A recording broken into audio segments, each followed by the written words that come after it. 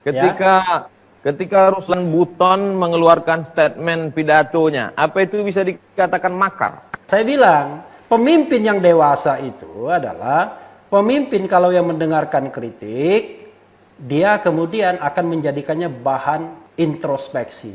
Entah itu kritik yang membangun maupun yang menjatuhkan sekalipun, kan bermanfaat semua, Tat. Tapi kalau pemimpin yang tidak dewasa mendengar kritik lalu menyiapkan serangan balasan, dianggap penghinaan dan menyiapkan buzzer dan fans clubnya. Gitu, Tat. Tapi kalau terlalu ketakutan, Bang Refli, paranoid, orang terlalu ketakutan habis nonton film hantu, itu pucuk pisang disangka pocong. Itulah persoalannya. Jadi dua orang ngomong Abdul Somad dengan Refli Harun dibilang sedang merencanakan makar. Padahal kita kan. Tapi Bang Refli tidak takut nanti kalau dituduh makar. Ya kan saya orang hukum, Tat. Ya saya kan tahu batas-batas di mana orang bisa dikatakan makar dan tidak makar kan. Sepanjang kita menyatakan sesuatu itu tidak boleh dilarang. Ketika Ruslan Buton mengeluarkan statement pidatonya, apa itu bisa dikatakan makar? Ya, pendapat saya tidak. Jelas tidak. Kenapa? Tadi kan dikatakan, orang menyatakan pikiran dan hati nurani itu tidak boleh dilarang. Nah, persoalannya adalah ayat-ayat konstitusi itu, yang saya bilang pasal 28E ayat 3 itu, sering dipatahkan dengan undang-undang ITE. Jadi undang-undang ITE itu undang-undang karet sekali. Kalau kita misalnya menyampaikan konten tertentu di media sosial dengan menggunakan media internet, maka kita bisa dijerat pasal 1 penghinaan, 2 menyebarkan berita bohong. Jadi itu yang menyebabkan kemudian atau menyebarkan kebencian. Jadi 3, kebencian, penghinaan dan penyebaran berita bohong. Dan itu karet sekali, Tat. Persoalan kita kadang-kadang kita tunduk melihat undang-undang tapi tidak tunduk pada konstitusi sebagai hukum tertinggi. Kecuali Ruslan Buton itu dia berkonspirasi mengumpulkan orang lalu kemudian berpikir bagaimana memecah belah, bagaimana melakukan agitasi, lalu kemudian merebut senjata dan lain sebagainya. Itu baru makar. Gitu. Kerisauan Ruslan Buton itu kan ketika melihat TKA, Bang Rafli. Lalu bangkit semangat patriotisme kebangsaannya. Itu sebenarnya kalau dilihat dari aspek hukum, bagaimana dengan kebebasan TKA yang melampaui batas itu? Jadi kalau kita bicara mengenai TKA ya, tenaga kerja asing, maka itu kan sepenuhnya di bawah kontrol pemerintah, kan begitu.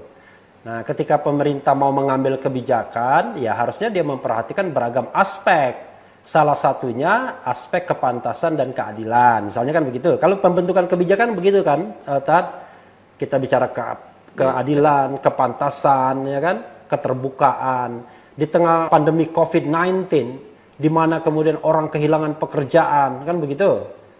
Lalu kemudian orang susah makan dan lain sebagainya, loh, malah kita mengimpor tenaga kerja asing. Nah, rasa keadilan orang-orang itulah yang kemudian dia teriakkan tuh, begitu. Mungkin kalau negara kita tidak ada unemployment, ya kan, semua orang bekerja, semua orang makmur, ya seperti Jepang zaman dulu, atau seperti Malaysia, dia impor orang lain untuk bekerja di sana, kan kira-kira begitu. Tapi ini kan unemployment-nya banyak betul, yang nganggur juga banyak, yang kehilangan pekerjaan juga banyak, kan begitu. Kalau Bang Rafli jadi presiden, apa yang Bang Rafli lakukan terhadap Ruslan Buton?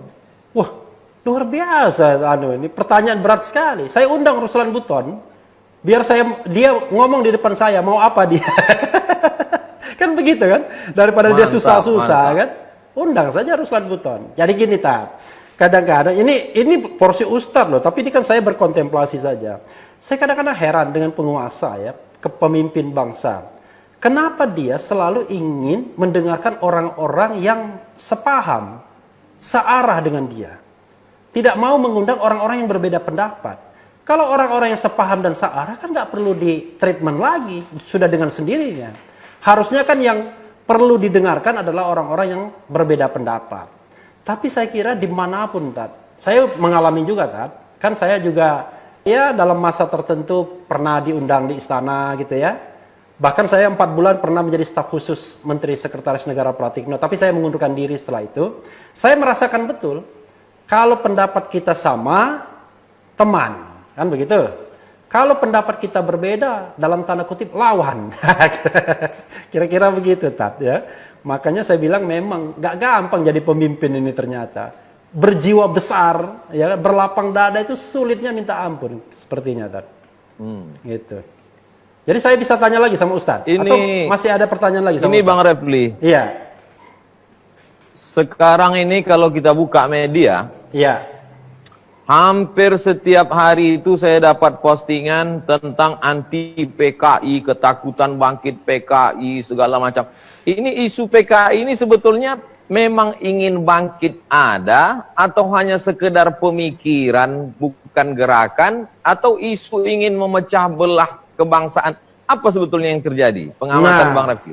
Kalau ini agak berat saya menjawabnya, tapi saya ingin menjawab lah. Izinkanlah ya Pak netizen sekalian menjawab. Kita ini sekarang ini sedang dijebak dalam politik bipolarisasi. Jadi kelompok, saya katakan kelompok A dan B aja ya. Kelompok A menggunakan isu-isu yang sama, PKI, ya kan? Lalu kemudian macam-macam lah. Kelompok B juga melakukan isu yang sama, khilafah, tadi kan ada khilafah, ya kan? HTI, ya kan? Lalu kemudian apalagi kadrun, ya kan? Lalu macam-macam. Nah, ini yang menurut saya tidak sehat dalam politik kita, Pak Ustadz, ya. Harusnya politik kita jauh lebih cair. Jangan ada bipolarisasi seperti ini.